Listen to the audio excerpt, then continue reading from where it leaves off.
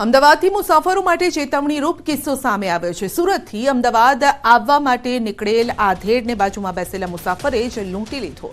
શંકાસ્પદ બિસ્કિટ ખવડાવી આધેડને બેભાન કરી દીધા અને ત્યારબાદ આરોપી તેમણે પહેરેલ દાગીના, રોકડ અને 1500 રૂપિયા લઈને ફરાર થઈ ગયો। તબિયત બગડતા ફરિયાદીને તાત્કાલિક નિકોલની ખાનગી હોસ્પિટલ ખસેડાયા। નિકોલ પોલીસે ફરિયાદ નોંધી વધુ તપાસ હાથ ધરી છે।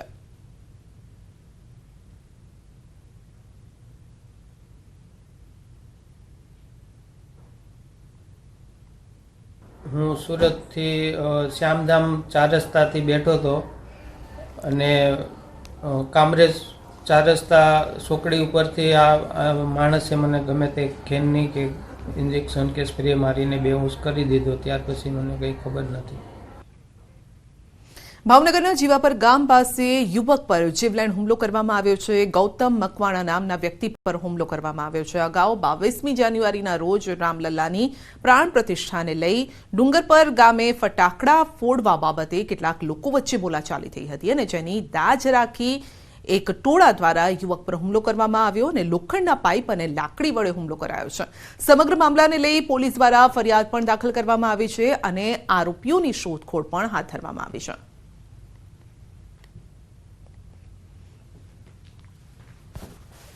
लगन में गया था ना, मैं आला होता था એટલે જીવા પર વાળી જા તો હું કહું ના એક્સિડન્ટ થયો એમ।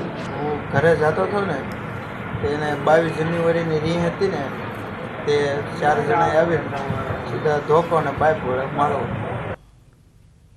વાપીના ચલ્લામાં ગૌ તસ્કરીની ઘટના સામે આવી છે। 2 4 વ્હીલરમાં આવેલા 5 વ્યક્તિઓ ગાયને ઘેનનું ઇન્જેક્શન આપી બેભાન કરી અને કારની ડિક્કીમાં ભરી પલાયન થઈ ગયા હતા। આખી ઘટના સીસીટીવીમાં કેદ થઈ છે।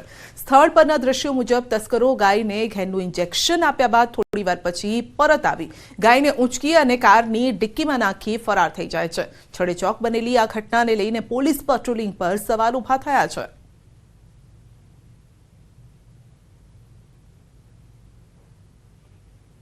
તો આપ દ્રશ્યમાં જોઈ શકો છો કે 4 વ્હીલર લઈને આવ્યા છે, ગાડી લઈને આવ્યા છે કેટલાક શખ્સો અને ગાયને ઉપાડી અને ડિક્કીમાં તેઓ ભરી દે છે। ત્યારબાદ ત્યાંથી નીકળી જાય છે। જો કે તે પહેલા તેને તેઓ ઘેનનું ઇન્જેક્શન આપે છે જેથી ગાય જે છે તે બેભાન જેવી અવસ્થામાં થઈ જાય છે।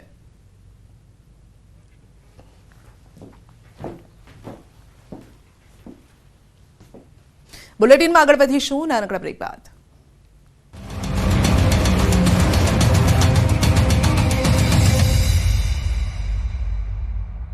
ડ્રીમ કાર છે મૂકી રહ્યા છે ત્યારે આણંદમાં એક એક્ટિવા ચાલકે રોડ પર ટ્રાફિકના નિયમોની એસી કી તેસી કરી। એક એક્ટિવા પર 2 લોકો માંડ બેસી શકે એની બદલે એક એક્ટિવા પર 4 લોકો ખડકાઈ ગયા। એક્ટિવા પર જાણે અત્યાચાર ગુજારતા હોય તે રીતે રોડ પર બિંદાસ ચલાવી રહ્યા છે। એક વ્યક્તિ એક્ટિવા ચલાવી રહ્યો છે, 2 યુવાનો પાછળ બેઠા છે અને એક આગળ બેઠો છે અને નકટાર આ યુવાનો શરમ અનુભવવાની બદલે હસી રહ્યા છે। એક્ટિવા પર મસ્તી કરી રહ્યા છે, પોતે તો ટ્રાફિકના નિયમોનું ઉલાળ્યો કરી રહ્યા છે, સાથે સાથે અન્ય લોકોના જીવ પણ જોખમમાં મૂકી રહ્યા છે।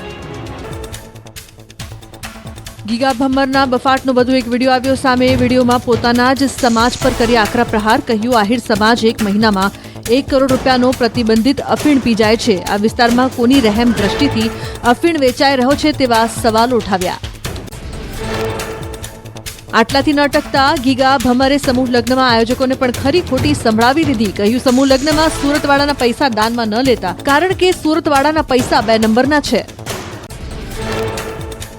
વધુમાં ગીગા ભમ્મરે પોતાના વખાણ કરતા કહ્યું કે હું એક સમયે રાજકારણનો રાવણ હતો, પોલીસવાળા મારી પાસે બદલો કરાવવા આવતા હતા। ગીગા ભમ્મરના અનેક વાંધાજનક વિડીયો ફરી વાયરલ થતા બળતામાં ઘી હોમાયું।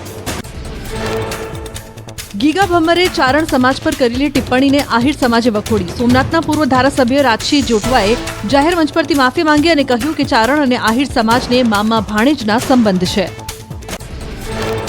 ચારણ સમાજ પર ટિપ્પણી કરનાર ગીગા ભમ્મર સામે સુરેન્દ્રનગરમાં પણ ભારે રોષ। ચારણ સમાજના આગેવાનોએ સુરેન્દ્રનગર પોલીસને ગીગા ભમ્મર સામે ફરિયાદ નોંધાવી જિલ્લા કલેક્ટરને પણ આવેદનપત્ર આપી કડક કાર્યવાહીની માંગ કરી।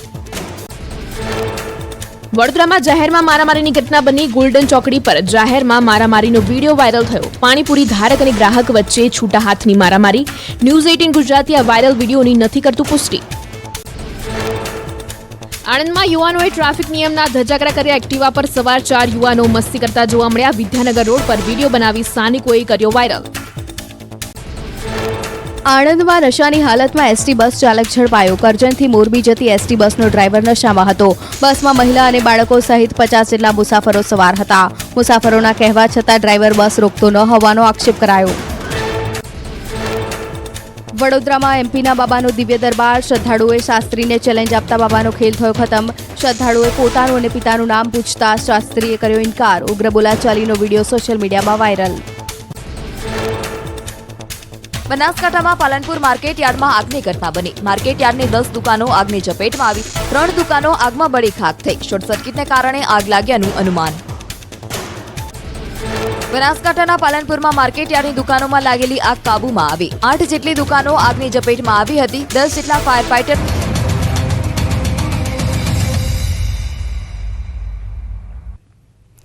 જૂનાગઢના મેંદરડામાં દીપડાનો વિડીયો વાયરલ થયો છે. પટેલ સમાજની વાડી પાસે રાત્રિ સમયે દેખાયો છે દીપડો. વાહન ચાલકે દીપડાની લટારને કેમેરામાં કેદ કરી છે અને ગત મોડી રાત્રે દીપડો શહેરમાં ઘૂસી ગયો હતો, જેનો વિડીયો સામે આવ્યો છે. તો મેંદરડામાં દીપડાનો વિડીયો વાયરલ થયો છે. જૂનાગઢનો આ વિડીયો છે, જ્યાં આપ જોઈ શકો છો કે રાતના સમયે એ ગામમાં આટાફેરા મારતો હોય તેમ દેખાઈ રહ્યો છે.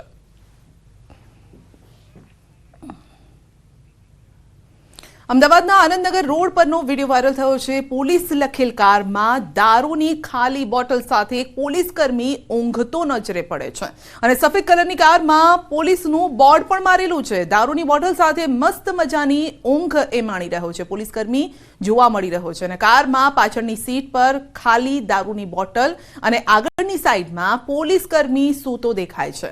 રોડની સાઈડમાં કાર પાર્ક કરી અને મસ્ત મજાની ઊંઘ માણી રહ્યો છે આ પોલીસ કર્મી. વિડીયો વાયરલ થતા પોલીસ તપાસમાં લાગી છે.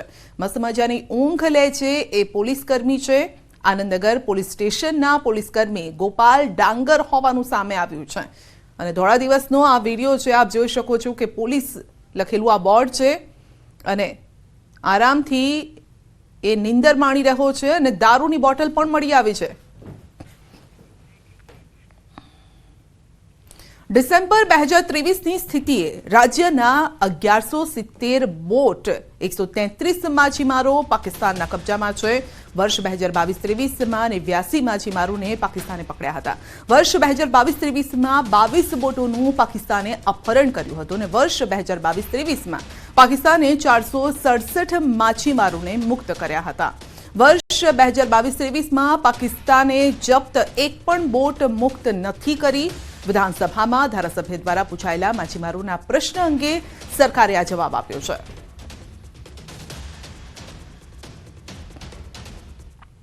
રાજ્યમાં પશુ ચિકિત્સકની 420 જગ્યા